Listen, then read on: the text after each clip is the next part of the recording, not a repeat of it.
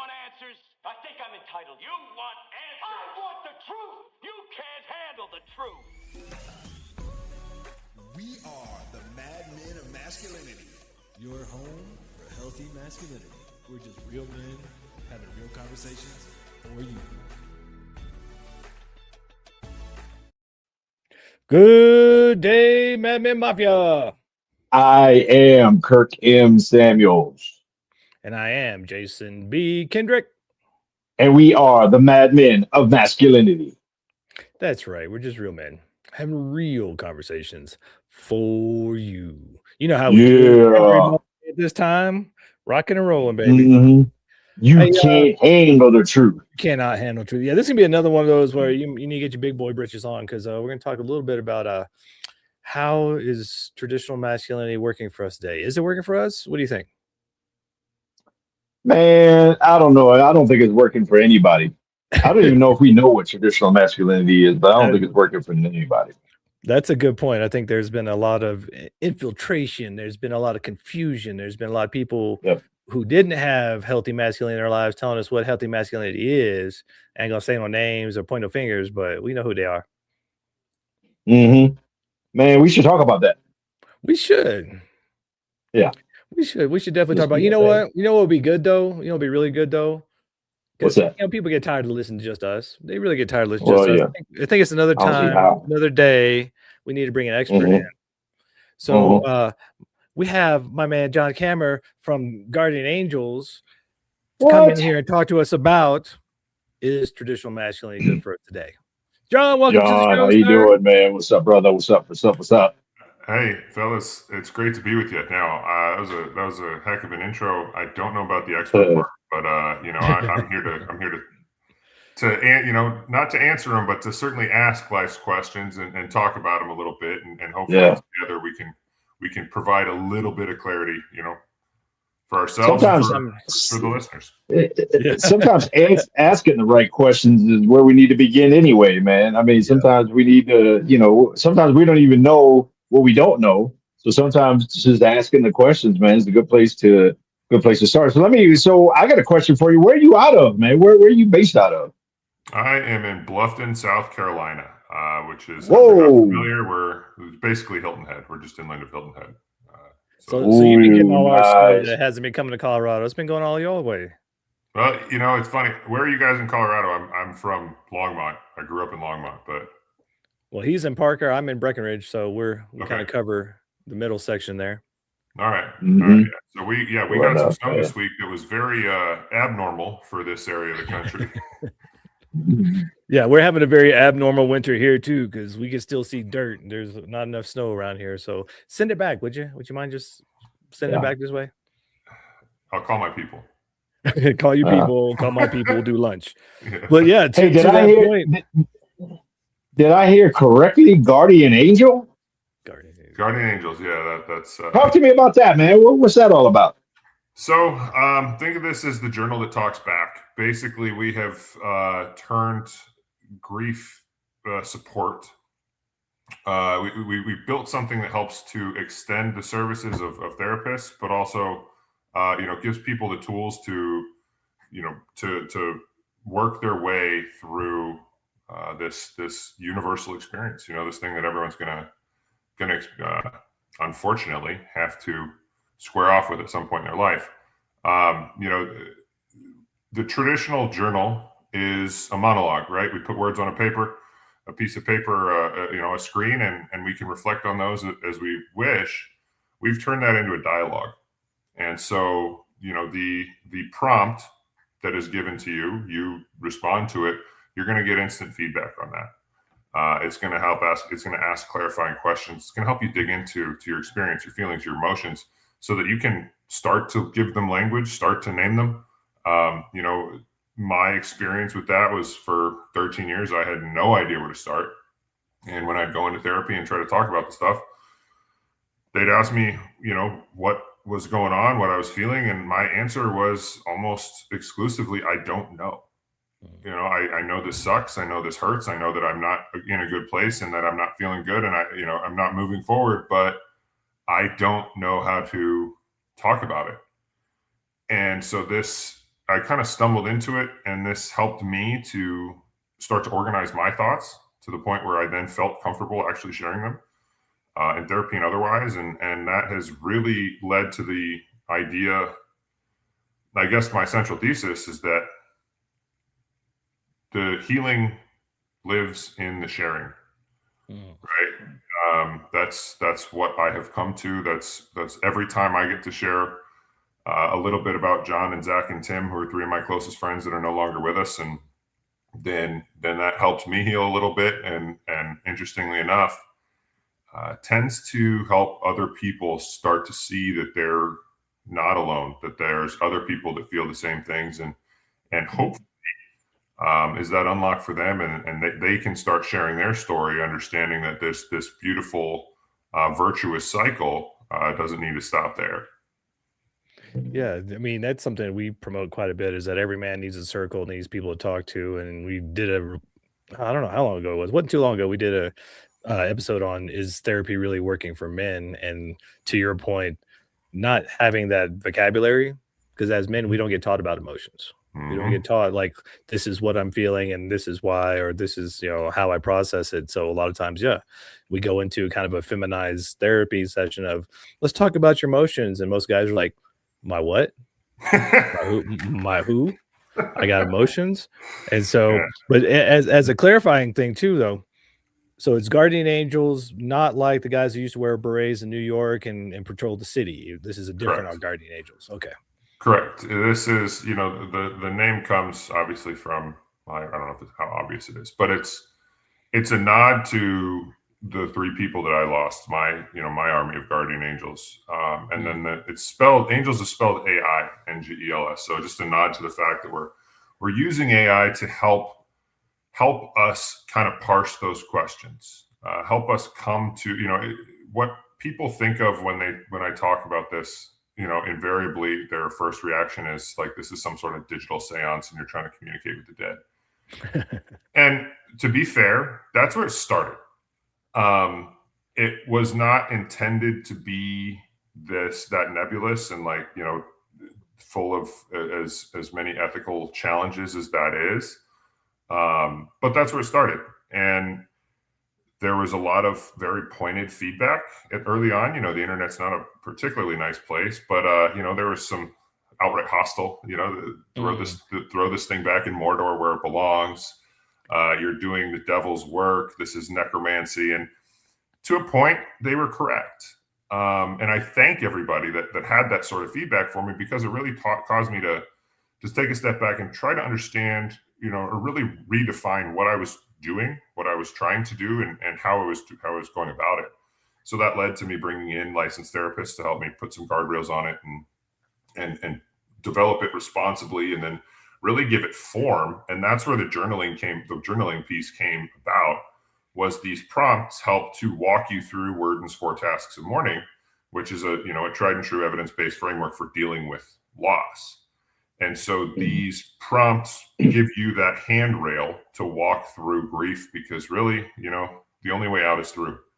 We can try to run from it as much as we want. I did that for a long time. I used every substance under the sun to try to cope, and got absolutely nowhere.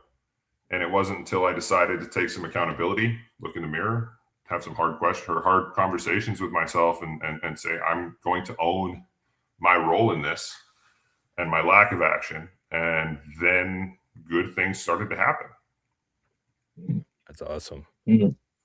As I get older and as I experience more and more in life, and gain more perspective and what I would consider to be wisdom, and just approach it, how to look at life through the experiences that I've had and the experiences that I've walked alongside other men, and the experiences that I've observed in other men in the man journey, in some ways, and it is in some ways, from my perspective, in some ways, as opposed to what I originally thought a long time ago, was that we all have these different roads in life and all that kind of stuff.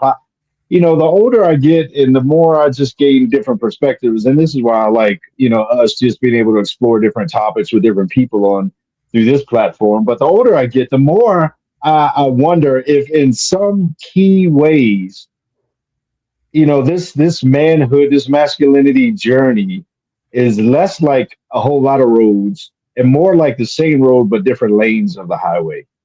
And the more I thought, like, man, my experience is unique. Nobody's ever experienced the stuff that I've experienced, and I got to figure it all out. And I got to, y'all don't understand. Nobody understands. Nobody gets it, and all that kind of stuff. When I began to share parts of my story in life, man, I was shocked at how many guys, just kind of, either lean back or lean forward and said, man, you know what? Me too. Like, I get it. Like, and then the more I express or the more I share life with other guys, same thing. It's like, dude, I get it. Been there, done that. And so, again, I honor your journey and just the fact that you did kind of open up to perspective and feedback, because I think that is key and crucial. But, a lot of the stuff that you went through, man, a lot of us can relate. And I think we have a lot more in common and a lot more overlap in life as men than we even give the journey of manhood credit for. Oh, absolutely. That's the paradox of grief, but of life, right? Is, these experiences are not, they don't happen in a vacuum. Yet somehow we delude ourselves into thinking nobody else could possibly understand what I'm going through right now. Mm-hmm. What I keep coming back to is just that idea of you're not that important. You're not that special. It just, and that's, that's no slight on anybody, right? But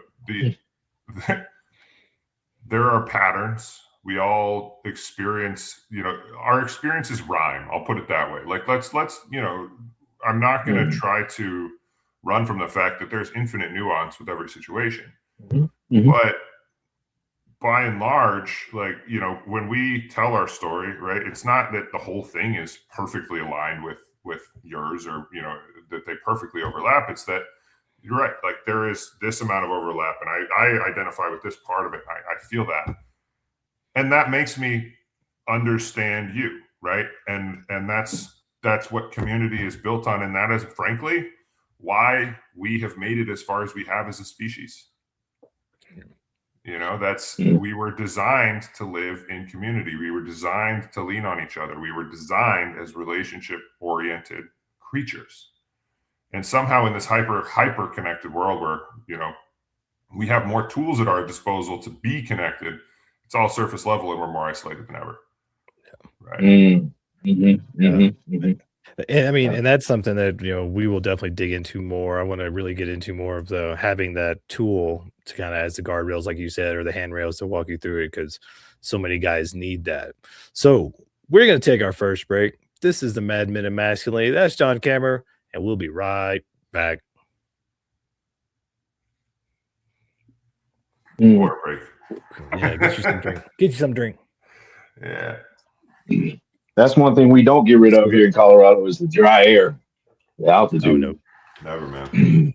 Never, man. Yeah. Although I don't miss the humidity, but my skin does. Yeah. Well, I thought altitude was bullshit growing up there until I moved away and came back. And then it was like, ooh. Yeah. Sucking through a straw, Yeah. I love and then going down to sea level, and I feel like Superman, and then I come back and like, whoo. There's that phrase, there's that phrase, black don't crack. But I tell you what, you spend enough time in Colorado, you get real ashy. Yeah, I mean, white people get ashy in Colorado. Yeah, for real. You ain't lying, dude. You ain't lying. You telling the truth right there, man. You telling the truth right there. Red underneath, but yeah, it's ashy. It's definitely ashy. Yeah. All right, here we go. Ready to get back? Yeah.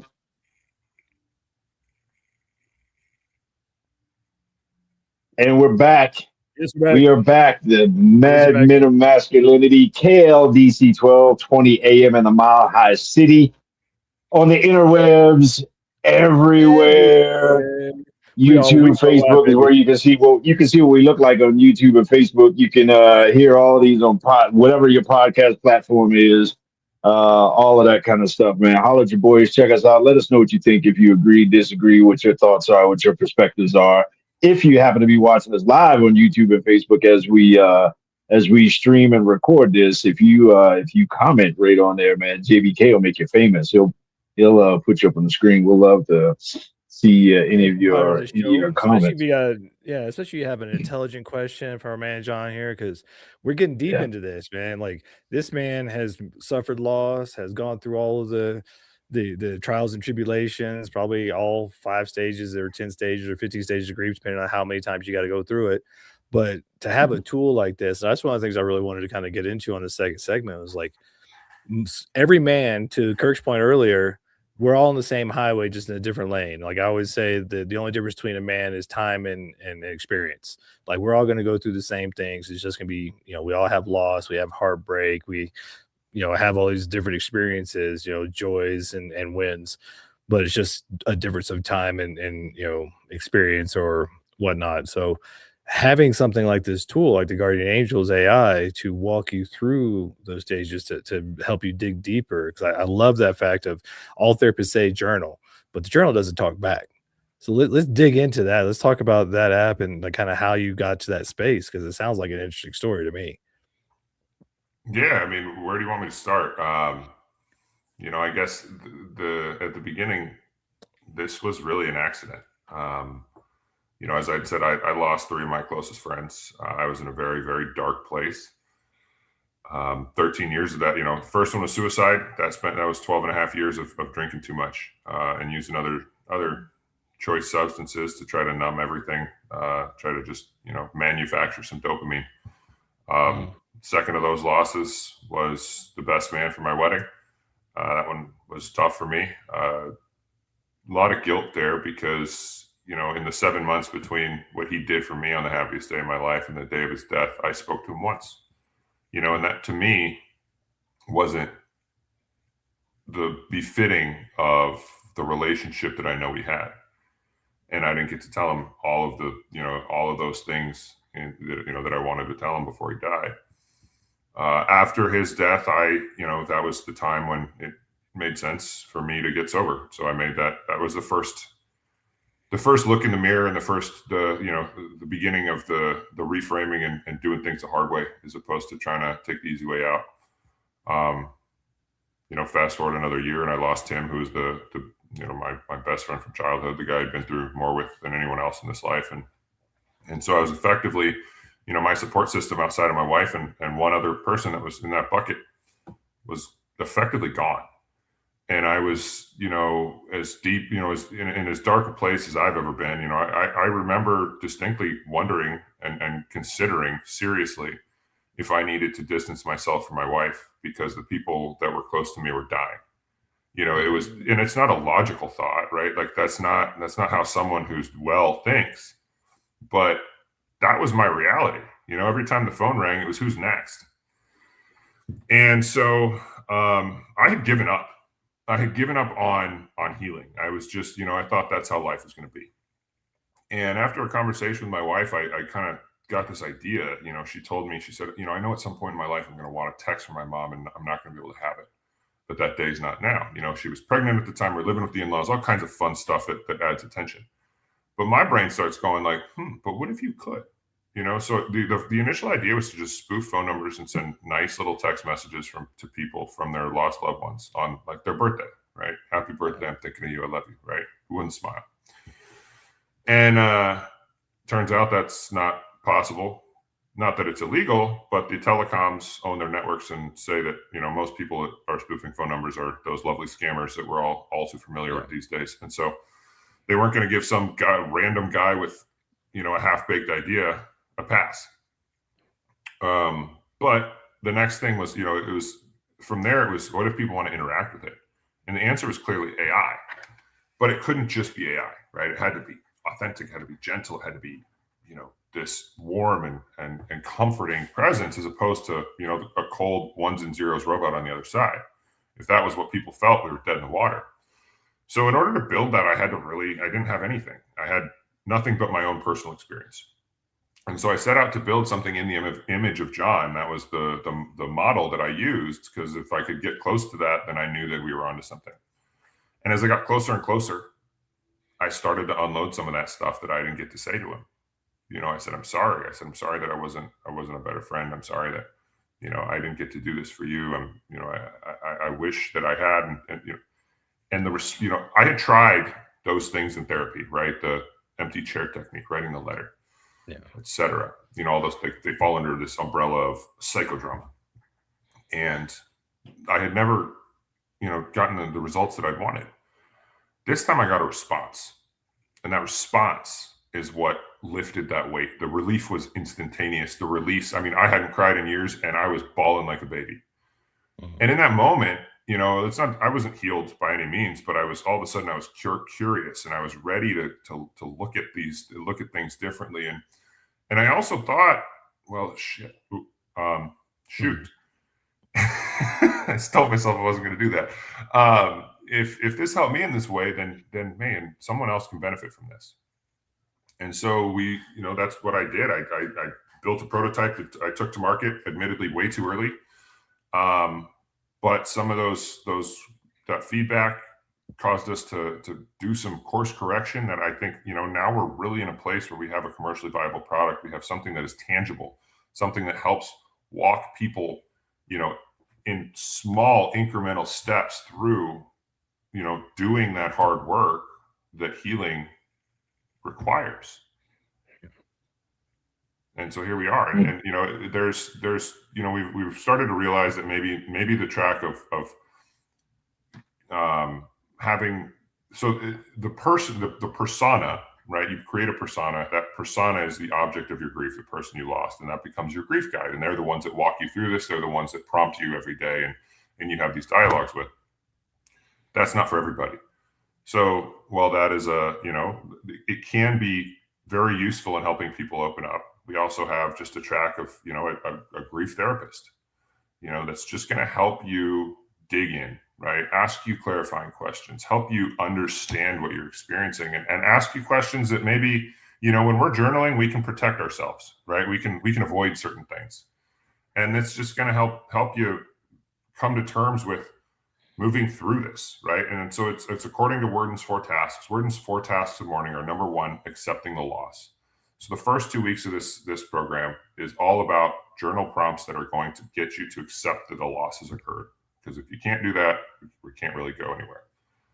Well, task number 2 is processing the pain of the loss, right? And so that's where I was stuck for 13 years.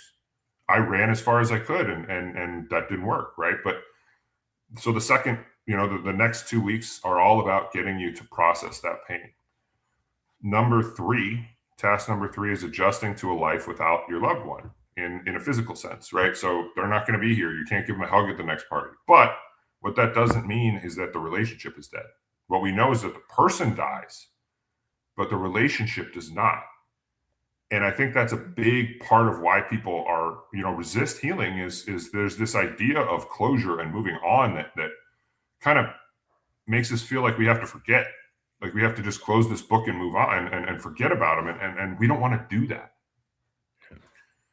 And then task 4, and this is really where this platform shines, is defining what your relationship looks like moving forward, or integration, right? We don't get to leave grief behind. We have to weave it into our life in a way that is productive and doesn't hold us back. And so all of these prompts are designed to walk you through those 4 tasks.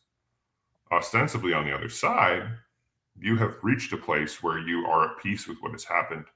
You can look back objectively, you can look yourself in the mirror and, you've unloaded whatever guilt you needed to,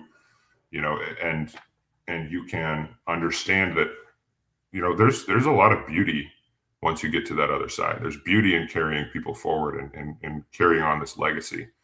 And, that is my hope. And that is the goal for this journey.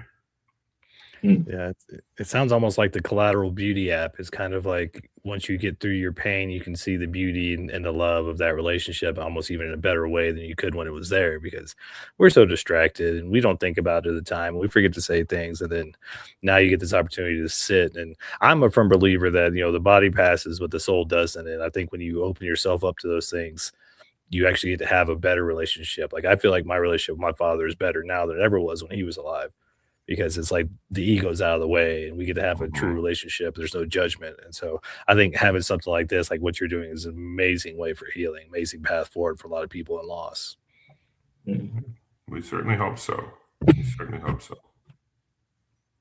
Yeah, and I think part of one of the most significant lost journeys that I've had also was had to do with a father wound and processing processing that loss through the stage of life when I did get to process that loss, also led me to a place of forgiveness for him.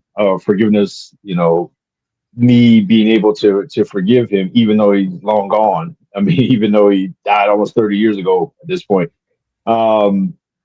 And so, to be able to process the journey of loss and grief and all that kind of stuff, it's like, the longer we hold that and the longer we carry that, the longer we just kind of have that burden. I feel like, in my experience anyway, the longer we have that burden, that we just carry around, and literally, it can, quite possibly equate to emotionally, carrying around a dead body, and not being able to. It's not even a matter of letting go, but releasing, releasing that now you can experience the freedom that comes from releasing the weight of carrying that around. Yeah. And speaking of releasing the weight, we're gonna have to release ourselves a break. So we're gonna release ourselves a break, and we'll be right back. We're the Madmen of Masculinity. This is KODC. No, I did it. I did exactly. That's right. I got the timestamp. He wrote it down. If I didn't say anything, I would have been fine. It was the fact that I said it at the beginning. I won't do that. You know what? If it happens again, just let it go. Pretend like it happened. We've had worse. He'll literally just go out and he'll go and just edit, that half a second, and it'll never happen. It will be as if it never happened. So, well, cool, man. I guess at some point we'll get into our topic today. But this has been great, man. I mean, this is phenomenal. This is something that that we do need to address. To talk about this, because I think this is something that maybe we can weave in the third segment. We can weave it in, like the grief process as traditional masculinity, how that's not working. Well, that's something that has come about as a result of this whole thing is that theme, right? Yeah. I've got an 8-month-old son now. Everything changes, but the idea of masculinity, and I can hold this for there, but like we have to deal with our own stuff. Yeah. Otherwise, we cannot be the picture of masculinity, right? We're supposed to be invulnerable and not ever show weakness and all of these things, but I would argue we can't do that if we are falling apart inside. Yeah. Right?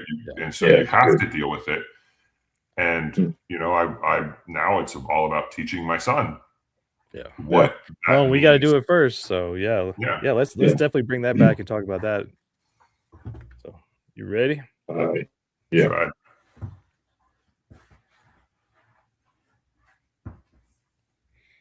And we're back. We are back.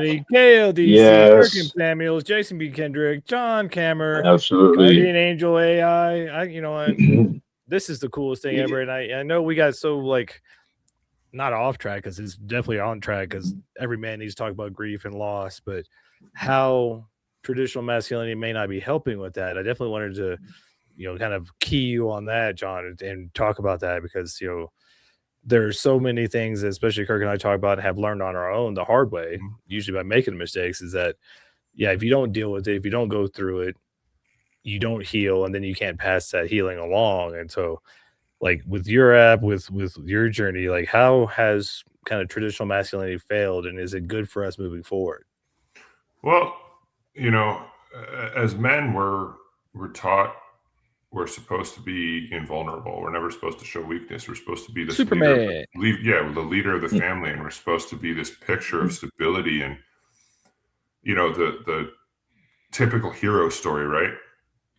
But I think what we've forgotten in the, in regards to the modern hero story. The ancients got it right, but that the lights go off. There is time when the lights aren't on, and there are things that come up that we have to deal with, and nobody is impervious to doubt. Nobody is impervious to adversity, and so these things come up that we have to. I would argue that you cannot be that picture of what we consider traditional masculinity without vulnerability.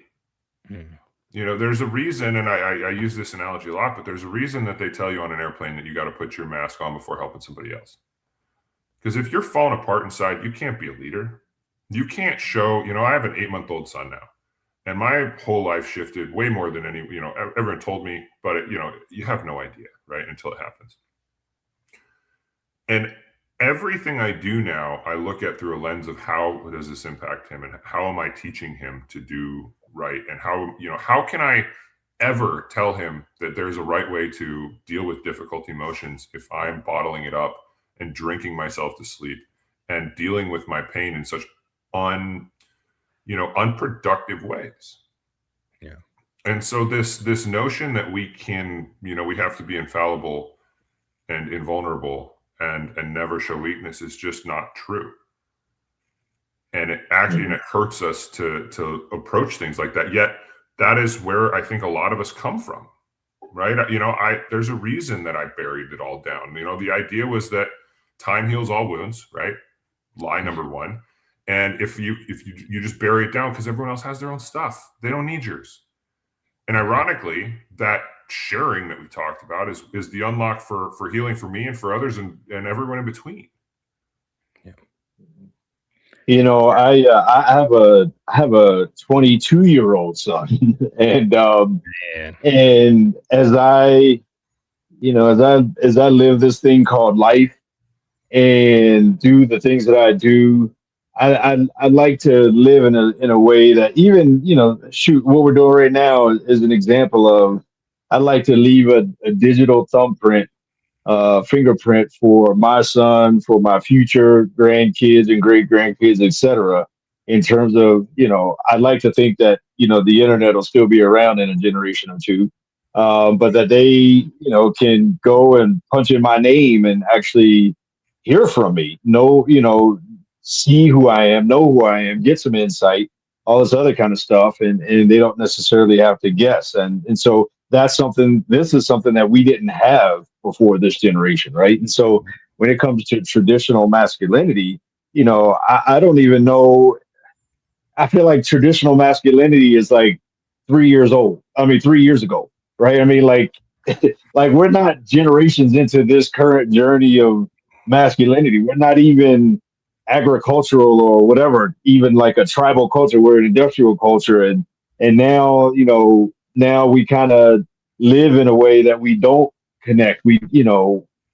What is a man? We don't even know. Like, we don't have a rite of passage or anything like that. And so what traditional masculinity is like, the only thing we have to look at is who we were 10 years ago, or if that long.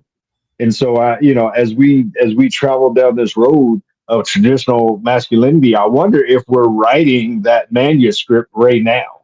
I wonder if we are writing, what that looks like in real time for this next generation of men, because most of us by far did not get that passed down or handed down to us. Most of us by far did not have the healthy relationship with a father that passed down a full tool bag for us to use, as opposed to one that's like, hey, I'm missing that. I don't even have anything to do that with. And so, I wonder if we're just writing this thing as we speak. Well, in theory, we're writing the book of traditional masculinity for the next generation. For us, it's contemporary masculinity, but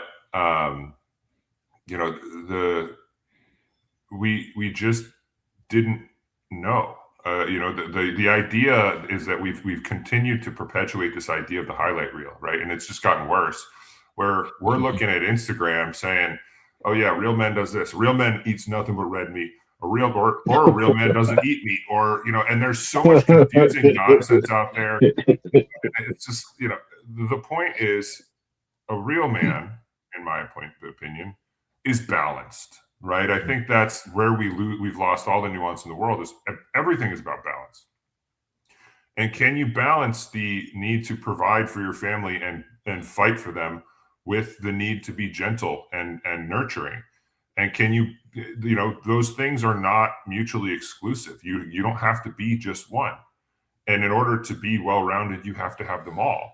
And so, what I believe we are moving towards, I think we are reconciling this idea of traditional masculinity to the point now where we're understanding that the pendulum has come back, and they're not all like, we're not just cherry picking these things anymore. You have to have every single element that we talk about when we talk about masculinity is on a spectrum, right?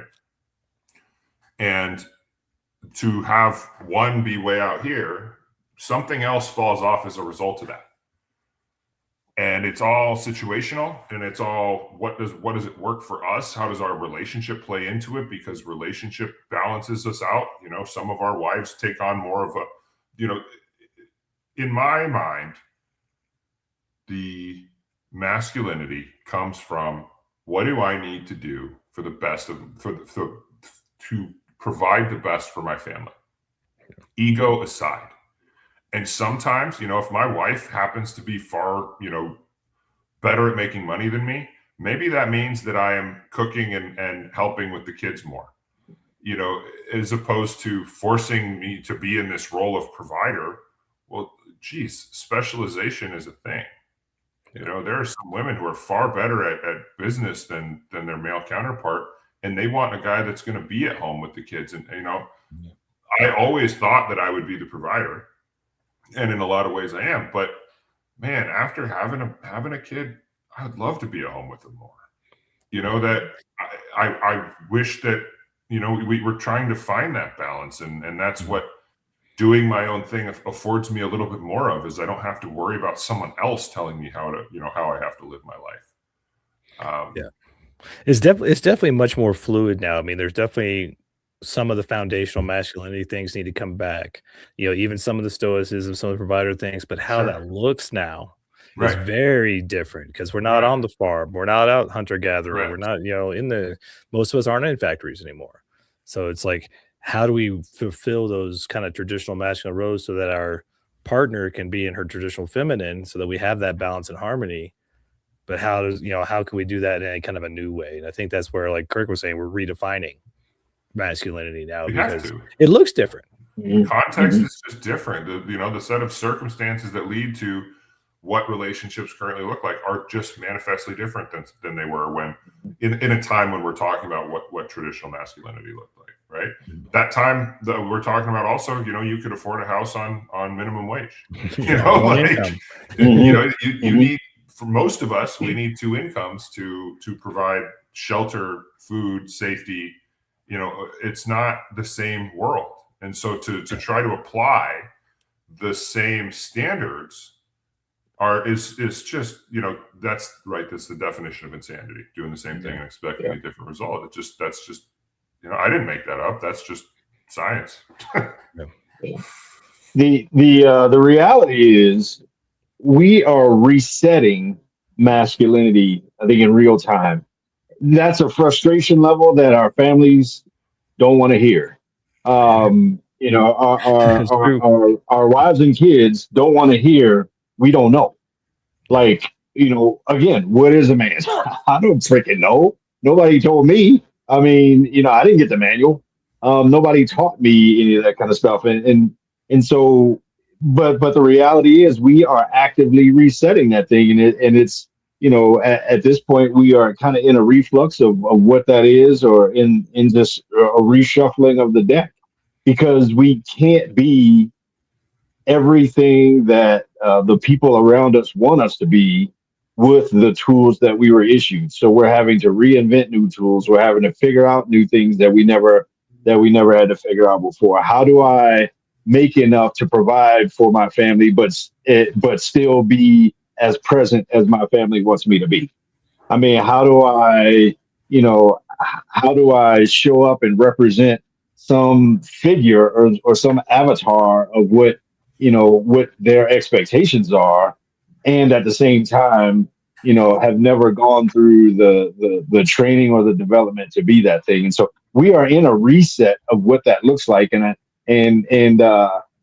think, in my experience, that creates a level of frustration of the people around us, because it's like, it's like, babe, hey, sometimes I'm doing the best to carry my own weight and to carry yours as well. And I know you want me to be the spiritual, emotional foundation of the household, but guess what? Some days I ain't got it. Like, some days I need you to carry the other end of the couch, and guess what, kids? You got a better dad than I did, even though you think your dad sucks. If you really, let me tell you the story of my dad. I love those videos where it's like a kid and the dad, and then somebody reads out like, take one step forward if your dad told you he loved you today. Take another step forward. And then all of a sudden, the kid realizes that they're way out in front of the dad that never took a step forward. And it's like, sometimes, guess what, folks? The answer is we're working on it. The answer is, we're under construction. Speaking of under construction and working on it, we're going to work ourselves into the last break. Thank you for listening to the show. This is Mad Men of Masculinity, and we'll be right back. Look, see, it goes by so fast. Dude, that one went quick. I know, man. I mean, no kidding. Man, I find myself just all of a sudden right now, and I don't even know if we actually even brushed the tip of the iceberg of the topic, but I find myself just kind of in a mystery of, dude, what is freaking traditional masculinity? I don't. Is it even a thing? Well, maybe, but it's also like, if you look at what it, to your point, right? You talk about the dad. What did it get him? That idea of there's one provider and there's one homemaker got some of the most dysfunctional relationships I've ever seen. It got there was a lot of what we would term today as abuse. It wasn't seen as abuse back in the day. And so as those cultural norms shift, of course, everything else has to shift. We're the ones that, and we're the ones that are left holding the bag, because everything else gets to shift around us, yet we're still supposed to have the answers. Yeah, no, it's really interesting. The masculinization of the ladies and the feminization of the men, and everybody wants a real man. They want to know what real masculinity is. And then I think one helpful thing when you have two people who can communicate in a relationship is that you're both carrying weight. Like that old traditional, the man brings home the bacon and the wife cooks it. You're both bringing home the bacon. You're both cooking. You're both cleaning. So I think when the eyes are open and the ears are open, there's much more appreciation, because you can see what the other person's doing, versus in the 50s and 60s where it's like, oh, he goes off to work, I stay home, and I'm the homemaker. It's like, that doesn't work anymore. You don't. He comes home and has 4 martinis and goes to bed. Yeah, and goes to bed. Yeah, you don't just need 2 incomes nowadays. You need 2 incomes, 2 side hustles, and a lottery win, and then you might be comfortable. Right. And to your point, John, again, if you rewind the clock, back to then, how much dysfunction was buried in that traditionalism, quote unquote. Where he does come home and he's carrying all the weight, so he does drink himself into some sort of disconnection. And then what is that? And then that very well quite often turned into some level of abuse or abandonment or something like that. And so oh, by the way, he's probably going to die sooner than everybody else in his house. So it's like, what did all of that get us, back then in terms of the old school, quote unquote, traditions? Well, let's see if we can unpack some of that in the fourth quarter here, and see if we can get I don't know if we have any answers. Maybe we can ask some good questions. Yeah. All right, here we go. Well, we're back. We're back. Fourth quarter here, man. And here. we're talking in the break, and you really should check out the various podcasts, all the stuff in between, man, YouTube and Facebook and all that kind of stuff, because we get into on the breaks, man, some of the deeper meat and potatoes of all of it. It's hard to capture any real substance in 13-minute segments, but in any case, as we come around the home stretch, man, as we get into the fourth quarter, I feel like the score is tied and we're about to look at going into overtime here, because I don't know if we really made a whole lot of clear winner or loser in this conversation. Yeah. I don't think there's a winner to be had in this conversation. I think, like you said at the beginning, it starts with asking the right questions and just getting there, well, maybe if we were real men, we'd have all the answers, right? If we were real good traditional men, like we're supposed to be, we would have all the answers and have it all figured out and resolved and everything in 45 minutes, just like every TV show out there. Oh yeah. CSI can solve 10 murders in a half hour, but we're still trying to figure out what a man is. So, but that's why we do the show. Like, people listen to our show because we have good conversations, but I think to your point, John, even earlier, like maybe we just ask better questions. I think even Tony Robbins said, he's like, your life is not about answers, it's about better questions. What do I want my life to mean? What do I want my kids to see? What do I want the kids to gain from me, or the generation after me? And living in this generation of flow and flux of what is a man, what is a woman. I mean, there's some people who can't even define a woman and man because of all these other agendas and things. And it's like, how do we, what kind of questions do we need to ask? How are we supposed to work with that? Yeah, how are we supposed to work with that? Like, I mean, I think there's a question right there we should probably ask, but I don't want to get us canceled, so we'll leave that one for later. I'm famous for saying, "Tell me the rules so I know how to play the game." But the rules here are right. They're still right. How do you go about that? We do the best we can. That's really, I think at this point, right? If I was to try to give an answer to what is a man is resilient. A man is going to get up and fight for his family, no matter what the odds are. He's probably going to fail a lot, but he's going to keep getting up and he's going to keep trying, and he's going to keep trying different things until something finally works. Or, God forbid, they put him in the ground. Because that's how I feel is I will continue to beat my head against the wall for the, for my family and for the people that I love until I can't beat it against the wall anymore. And it's not just like blind beating it against the wall. It's taking the feedback, taking lessons and learning from them and trying new things and really just trying to get the best that I can for those around me. Yeah.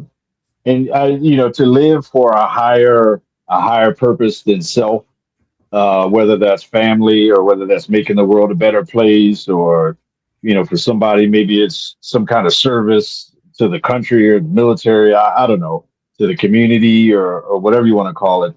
But to live for something greater than yourself, I think is an honorable cause. And to your point, John, just the notion of being resilient and I'll quit when I'm dead kind of thing. Like, I'm just going to make mistakes. I'm just going to keep getting up every time I get knocked down. And I'm just going to keep fighting, for the next step, the next, the next evolution, the next, all that kind of stuff. Even though I'm supposed to be building a foundation with bad concrete, or, I'm just going to do the best that I can. And I'm just not going to stop trying. All right. Yeah, I think the idea of having the foundation and being resilient means most men nowadays have to accept the fact that they need to generate vulnerability by sharing. And I think that's where you started in the beginning, John, was sharing your struggles, your pains, your grief with others so that you're not alone. Because like Kirk says, we're all on that same highway, just in different lanes and different spots. But having guys to share with, having an app, having therapies, having a pastor, having somebody to share with and talk through those things so that you can build that resilience, because muscle comes from exercise. So you got to exercise that muscle of talking about it. Well, and not just sharing for the sake of sharing, right? I want to go back to the idea that, we're a relationship oriented species. We're the sum is greater than, or the whole is greater than the sum of its parts. And when you share with someone, it's just making the team bigger. Right. You talk about, well, your story overlaps a lot with some, maybe maybe you know the answer to this question and they know the answer to one of your questions. But if we're not talking, we're never going to know that. I really, as we're coming to the close here, I really think, when I knew I was going to have a baby, I found out it was a son the day he was born, right? We didn't find out ahead of time, but I really started to think of what do I want to teach him, right? And I want to teach him, I came on 4 things. I want to teach him to be curious, go ask questions, right? I want him to be resourceful, figure out how to find the answers to those questions. I want to teach him to be resilient so that when he gets knocked down, he gets back up. And I want to teach him to be kind. Because there's, like, I think that's one thing that gets lost. And especially when we look at this idea of, like, we'll put quotes around traditional masculinity. You have to be this man that you conquers all. It's not a zero-sum game. Yeah. It just isn't, and there's always a better way that we can do something. And so, I want to teach him to go do what he needs to do, but you don't need to be an asshole to accomplish what you need to do. Mm-hmm. So, yeah. And, I love that list that you just gave in terms of, passing down to the next generation. Yeah. And, I also, in addition to those things, I endeavor to hopefully leave my son with the notion that connection is important. And, modeling that through connection with me, between he and I, but then also encouraging and fostering just even connection with with other men, that he doesn't have to do it alone. He doesn't have to do it by himself, and he shouldn't. He should not live life in that kind of way. That to have a group of men that you can share losses with, and to have a group of men, whether it's the same men or different men, that you can also share victories and get birthday texts from and all that kind of stuff, man. That kind of stuff is important in life, and we need that as men. Absolutely. We need cheerleaders. Yeah, it's definitely a real kind of redefining. It's a real fluid state we're in of getting to decide what our couple relationship looks like, what our masculinity looks like. But I think those pillars, having that foundation of masculinity and then redefining it for what works for you. This old school cowboy, one boot kind of thing, like this one size fits all kind of thing, that doesn't quite work.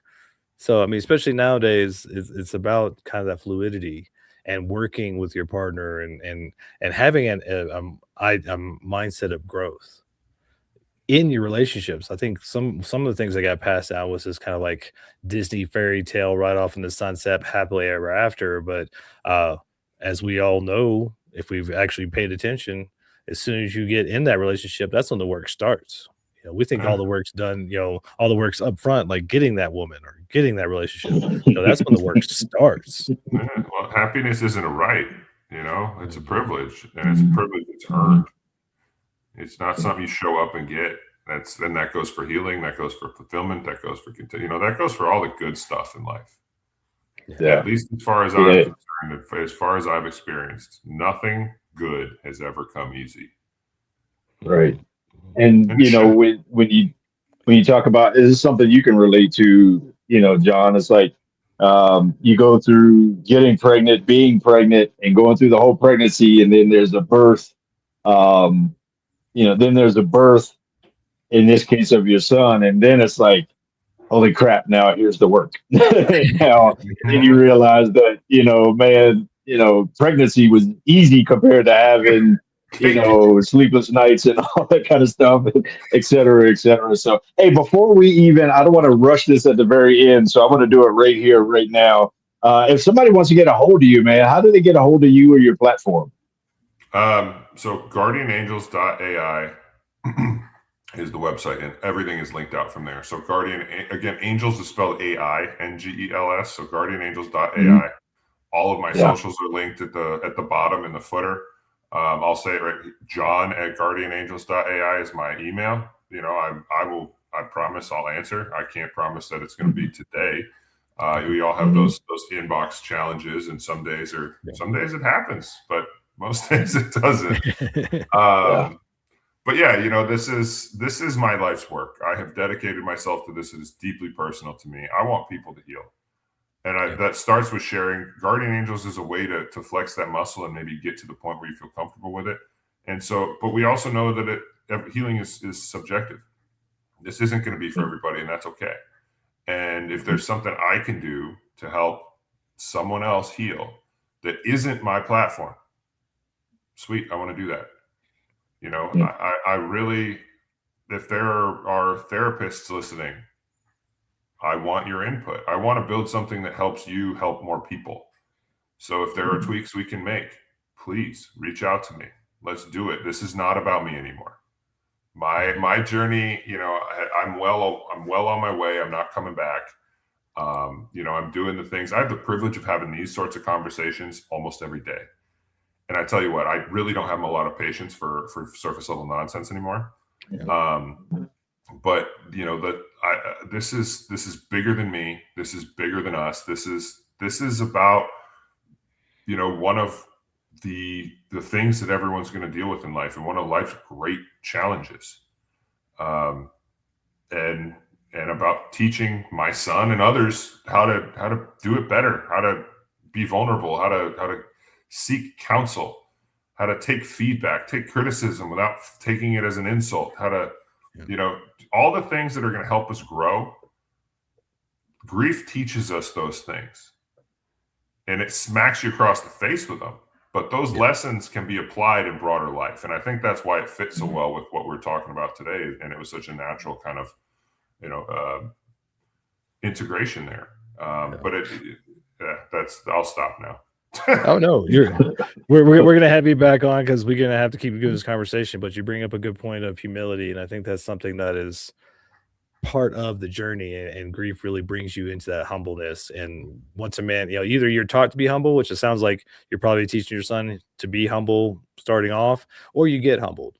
And a lot of us have gotten humbled. And I love the fact that you actually have a tool to help people through their grief and through that humility so that they can grow to the other side. So I put guardianangels.ai into the comments. Please check out our man, John Kammer. Thank you for the work you do. Please come back and see us. And until next time, we're the Mad Men of Masculinity. I'm Jason B. Kendrick. That's Kirk M. Samuels, John Kammer, and we are out. Cheers.